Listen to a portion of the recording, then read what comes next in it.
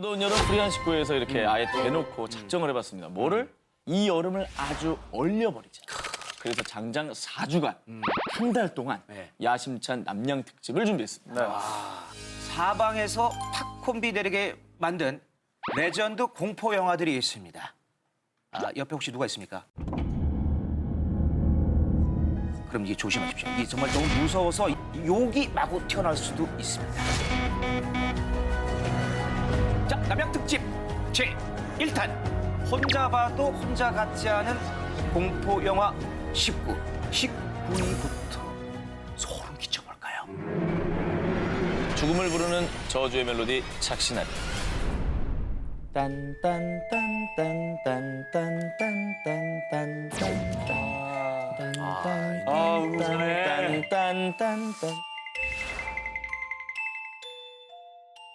제목 그대로 영화의 주 사건은 주인공들이 전화를 받으면서 벌어집니다. 그런데 대체 누구한테 오는 전화냐? 바로 나 자신. 21日 본인이 설정한 벨소리가 아닌 다른 벨소리가 울렸을 때 바로 이때 음성 메시지가 도착을 하는데요. 그 음성 메시지를 재생하면 자신이 죽는 순간의 소리를 미리 듣게 되는 겁니다. 뭐야?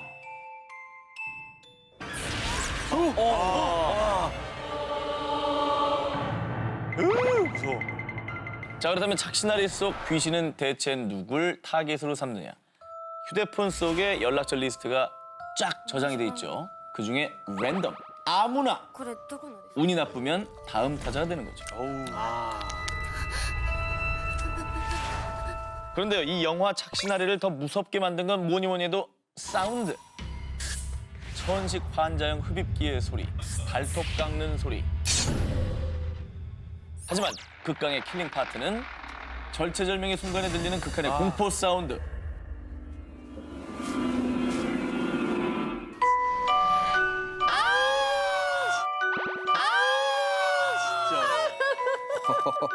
진동으로 해놓랬잖아. 이게 되게 무서운 소리가 아닌데 그게 너무 아닌데 막 그 상황이지. 오싹오싹하게 하는 게 있어요. 맞아. 진짜. 자꾸 주변을 자꾸 쳐다보게 되네요, 진짜 그 뒤를. 이게 무슨 일이 막 일어날 것 같은 그 전조가 그렇죠, 느껴져요, 그렇죠. 이 음악을 들으면.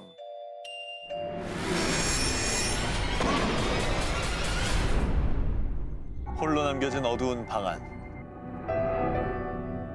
그런데 갑자기 TV가 켜지며 그리고 화면 속 우물에서 한 여자가 등장하는데요. 눅눅하게 젖은 듯 습기 가득한 몸이 가까워지더니 기어코 TV 밖으로 그리고 온몸의 관절을 꺾으며 당신의 숨통을 조여옵니다. 아우, 저 봐봐. 야, 좀 몇 번씩 봐도 저거는, 어휴.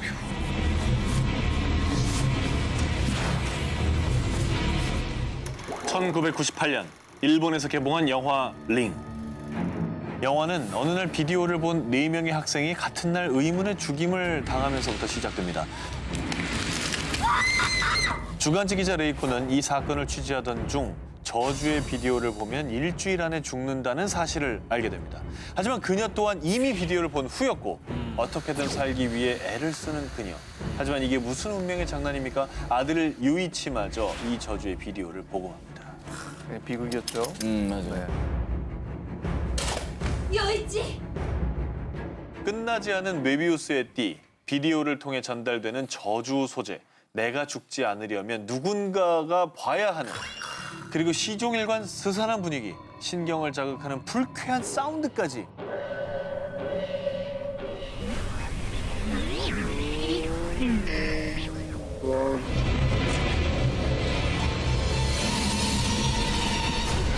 그 어떤 귀신이나 살인마보다 영화 링 속의 사다코가 센 이유, 세상에서 가장 느린 귀신입니다. 맞아요. 가장 슬로울리한데 공포감 조성은 최고.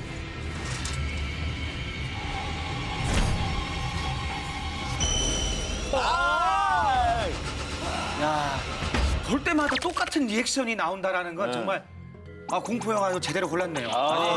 근데 영화 소개해 주시는 분이 너무 놀랐네요. 1999년에 우리나라에서도 배우 신은경, 정진영 씨 주연으로 리메이크 됐었습니다. 제목에 외자는 안 된다, 일본 영화 리메이크는 안 된다, 이 모든 금기를 다 깨고 전국 관객 수 60만 명을 동원해 흥행을 했습니다. 여기서 제일 궁금한 게 있습니다. 우리나라 링에 사다코는 누가 있을까요? 전도연 씨 전도연 씨. 전도연 씨. 땡. 아닙니까? 염정아 씨죠. 염정아 씨. 염정아 씨. 땡. 아, 이거 아니에요? 아, 배두나 씨. 배두나 배두나. 역시. 그렇죠. 사다코가 뭐 이제는 월드스타로 진짜? 등극한 배두나 배두나 씨. 씨였군요. 또 할리우드에서는 캐러비안의 해적의 감독으로 유명한 고어 버빈스키 감독이 연출, 킹콩과 버드맨의 주인공으로 친숙한 나오미 와트가 주연을 맡아서 2002년에 개봉했는데 미국에서는 지금까지도 리메이크 공포 영화 흥행 부문에서 부동의 1위 자리를 지키고 있다고 합니다. 또 미국판 링은 일본과 한국처럼 성인 사다코가 아닌 네. 소녀 귀신이. 저 얼굴 봐. 저 얼굴 봐. 저기 미국판이, 저기 미국판. 저기 미국. 당시 사마라 역의 데이비 체이스는 13살이었는데 할리우드 최고 스타들을 다 제치고 네. 제12회 M채널 영화제에서 최고 악당상을 수상했다고 합니다. 그만큼 또 임팩트가 있었다는 얘기네요. 축하해줘야 되는 거죠? 한 가지만 본 분들은 미국판이나 뭐 이제 한국판, 뭐 일본판 나눠서 골라서 보는 또 재미도 있겠네요.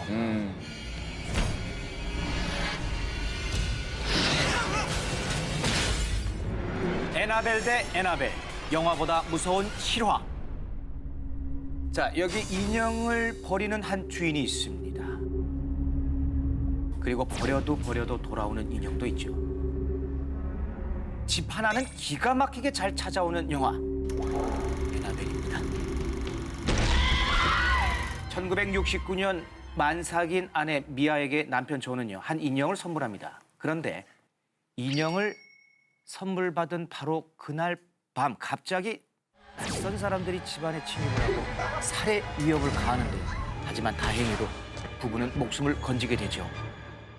뭔가 불길한 마음에 인형을 버리고 바로 다른 집으로 이사를 갔는데, 그런데 이게 어떻게 된 일인지 인형이 부부 앞에 떡하니 나타난 거예요. What is it? How did that get in there? I swear I threw it out. 벗어나려고 하면 할수록 이 가족들을 더 올가매는 인형. 뭐야?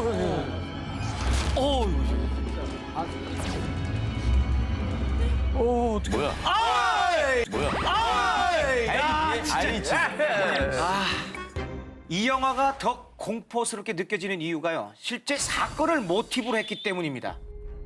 1970년 미국 코네티컷의 초자연 현상 연구가 워렌 부부가 악령이 씌었거나 저주받은 물건만 모아둔 오컬트 박물관이 있었는데요.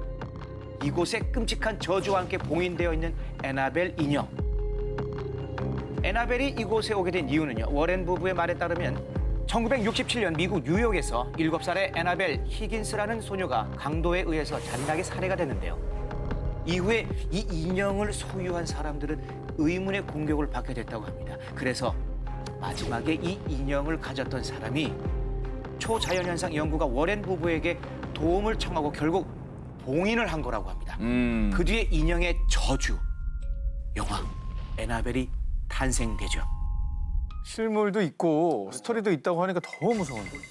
지금 이 시간에도 미국 코네티켓의 한 박물관에서 순진무구한 얼굴로 핏빛 저주를 품고 있는 인형 에나벨. 함부로 그 봉인을 풀지 마시기 바랍니다. 피의 저주가 서린 금요일. 전 세계 공포 영화 중에 사람을 제일 많이 죽인 주인공이 누굴까요? 제이슨. 전기톱. 걔 많이 죽였어. 텍사스 전기톱을 언급을 안 했구나 오늘. 그거 진짜 무섭잖아요. 하지만 오늘의 정답은 영화 13일의 금요일의 살인마 제이슨 부히스입니다. 대체 얼마나 죽였냐? 무려 158명. 그걸 또 그 100 몇 명을 저기 그냥 한 번에 죽인 게 아니잖아요. 그럼요. 다 다른 방법으로. 다른 죽여요. 방법으로 다. 아, 끔찍하네요. 네. 13일의 금요일 그 악몽의 시작을 들려드리면요. 1958년 크리스탈 호수의 캠핑장에서 물에 빠진 제이슨. 하지만 교관들의 부주의로 결국 죽고 마는데요. 그리고 22년 뒤 1980년 6월 13일 금요일 폐장됐던 캠핑장이 재개장을 하면서 직원들이 하나둘 이유모를 살인을 당하는데요. 과연 피를 부리는 살인마는 누굴까? 아 근데 저도 정말 어릴 때 봐가지고 저게 아마 제이슨이 그 복수하는 내용일걸요? 제이슨이 범인이 제이- 아니에요. 아닌가요? 13일에 금요일은 특별히 스포를 하겠습니다. Don't let her live. I won't change. 모정이 부른 피해 복수. 엄마의 다중인격이 드러나는 모습이 소름 끼쳤던 이 장면. 그렇습니다. 살인마는 바로 제이슨의 엄마, 파멜라 부히스였습니다. 전 세계적으로 대박을 치면서 트레이드마크인 하키 마스크를 착용한 제이슨 부히스는 살인마 캐릭터 중에 톱 오브 톱으로 등극하면서 정말 이례적으로 2탄을 넘어서 무려 12편까지 제작이 됐습니다. 근데 이게 정말 재밌는 게 제이슨 부히스가 마스크를 쓰니까 좋은 점이 주인공 배우가 바뀌어도 괜찮아요. 괜찮네. 바뀌어도 뭐 마스크 쓰면 잘 몰라요. 그래서 이 2009년까지 리메이크가 됐는데 39년간 제이슨 역할을 한 배우가 총 12명이나 됩니다. 한 명이 여러 번 혹은 더 한 편에 2명씩 출연하는 경우도 있었다고 해요. 그러니까 뭐 오늘 내 피곤하니까 야 오늘 네가 해. 키도 비슷한데 네가 해라. 예, 예. 일단 챙겨줄게. 뭐 그래도 되는 거죠. 돌아가면서 해도 되겠네요. 진짜. 개봉한 지 40여 년이 지났지만 아직도 13일의 금요일이면 여전히 부활하는 제이슨. 이번 주 금요일 밤 다시 제이슨을 소환해보면 어떨까?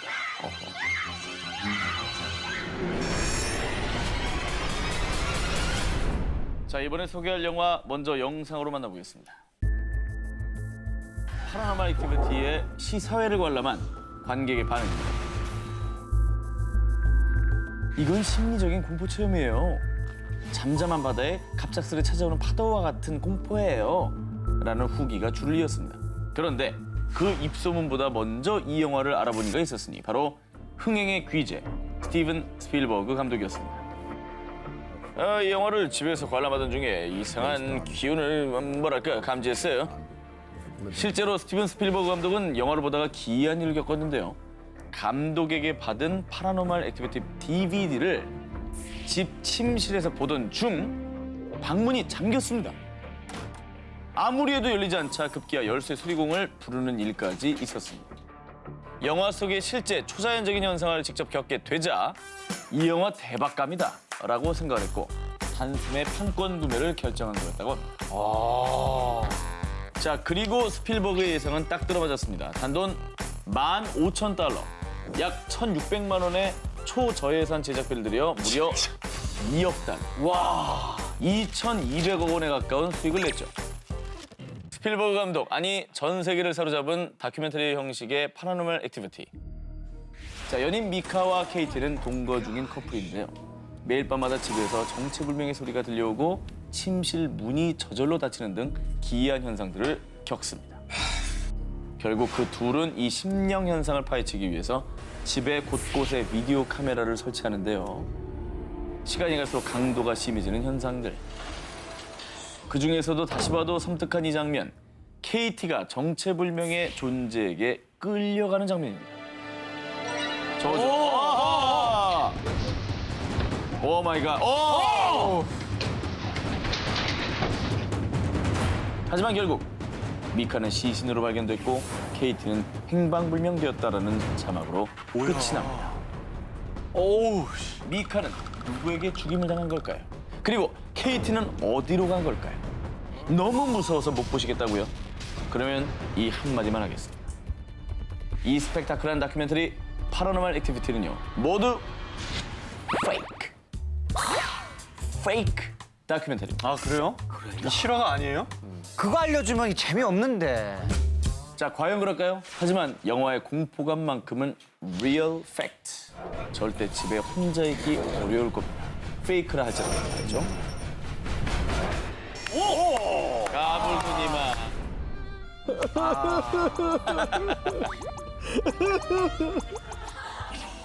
1949년 미국 메릴랜드 악마에 비유된 소년 롤랜드 도 그리고 레이먼드 비숍 신부는 소년을 구하기 위해 퇴마 의식을 시작합니다. 자, 이 일은요 영화 엑소시스트의 바탕이 된 실화, 실제 사건인 겁니다. 자, 실화와는 달리 영화에서는 소년이 아닌 소녀 리건이 주인공입니다. 귀엽고 사랑스러웠던 리건. 그런데 어느 날 거친 욕설과 함께 자해를 하는 등 이상 행동을 보이는 리건.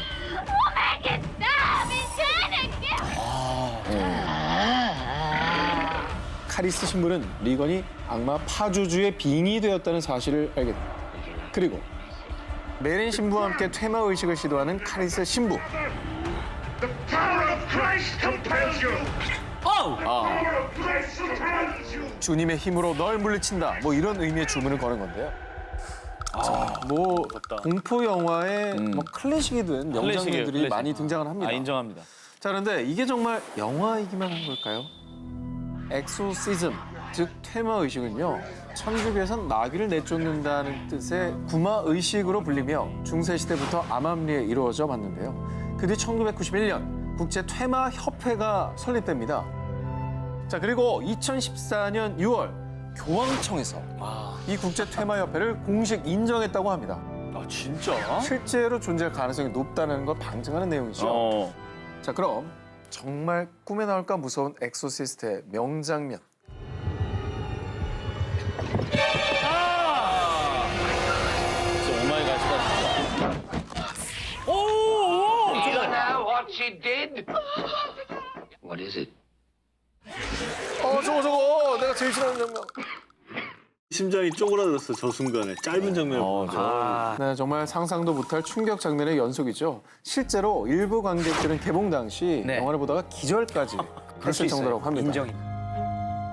자, 한 소년을 구하기 위한 신부와 악마의 대결. 악마의 소나기에서 카리스 신부는 과연 소녀를 구출해낼 수 있었을까요? 영화에서 확인하시죠. 에이, 하나도 안 무섭네요. 오늘 엄마랑 자야지. 남자 셋이요. 손잡고 갔어요. 2013년 미 역대 공포영화 개봉 성적 1위. 17일 만에 흥행 1억 불 돌파. 그야말로 공포영화계의 새 역사를 쓴 컨저링. 컨저링 1편에서 다룬 실화. 바로 해리스빌 사건입니다. 1971년 미국 로드아일랜드주 해리스빌 마을에 낡은 2층 주택으로 이사온 페론 가족. 그런데 그때부터 기이한 일들이 벌어지기 시작을 합니다. 집에서 원인 모를 악취가 진동하더니 누군가 가족들이 잠자는 동안 발을 잡아당기고요. 거기에 누군가가 문을 두드리거나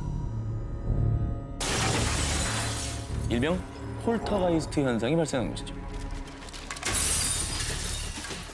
그리고 컨저링에서 관객들이 가장 데시벨 높였던 장면.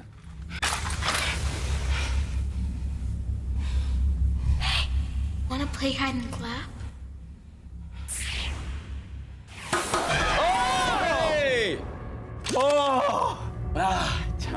컨저링 2도 역시나 큰 화제를 몰고 왔는데요. 역시나 실화가 바탕이었습니다. 11살의 주인공 자넷과 언니 마가렛은 위자 보드 게임을 했는데요. 그 이후에 방 안의 침대, 서랍장이 자기 멋대로 움직이고 그리고 악령을 불러낸 자넷은 천장에 몸이 붙기까지 합니다. 그리고 실제 남아있는 증거 영상, 자넷의 몸에 깃든 전 집주인인 할아버지 귀신 빌 월킨스. No, no. Who's there? 목소리가 막 이랬다 저랬다 하네요. 네. 자, 이 모든 사건의 중심, 악령 퇴치자들, 바로 초자연 현상 연구가 워렌 부부죠. 워렌 부부는 사람과 사물에 깃든 악령을 퇴치하는 일을 하며 초자연 현상 연구가로 인정을 받았는데요. 워렌 부부가 조사한 케이스만 무려 만여 건. 그리고 만여 건의 사건 중에서 가장 강력하고 미스터리한 사건만 골라 만든 게 컨저링입니다. 실화라 더 무서운 극강의 공포, 혹시 아직도 못 보셨습니까? 이 경고만 드리겠습니다. 절대 혼자 보지 마십시오.